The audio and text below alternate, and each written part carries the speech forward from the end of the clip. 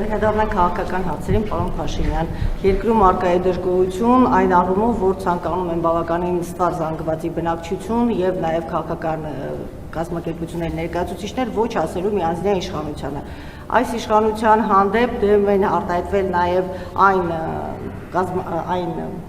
կուսակցությունները, ովքեր կառավարության այս համակարգը ստեղծեցին, գրեցին, հետո ձեզ մեղադրեցին այն վայելելու առումով։ Դուք ինքներդ սկզբից ասում եք, որ դժգոհ եք այդ միանձնյա իշխանությունից։ Հիմա 7 տարի անց դուք տեսնում եք, որ երկրում առկա է միանձնյա իշխանություն։ Եթե այո, ինչ եք պատրաստվում անել ապացուցելու ձեր դեմոկրատ լինելը, բավարարելու ժողովրդի պահանջը եւ դրանով իսկ կանխարգելելու հետագա մյուս իշխանության միանձնյա կառավարումը երկրում։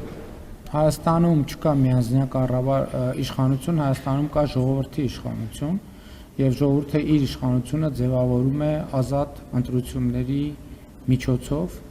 եւ ինչ վերաբերվում է կառավարման համակարգի հետագա բարելավումներին, դուք տեղյակ եք, որ մենք պլանավորում ենք նոր սահմանադրություն առաջարկել Հայաստանի Հանրապետության ժողովրդին եւ ժողովուրդը հնարավորություն կունենա որոշում կայացնել։ Իհարկե ես արդեն առիթ ունեցել եմ ասելու, որ նոր սահմանադրությունը ընդունելիս շատ կարեւոր է հաշվի առնել եւ ուշադրության կենտրոնում ունենալ պետության զարգացման եւ հարատեվության օրակարգը եւ ցանկացած սահմանադրություն պետք է պետության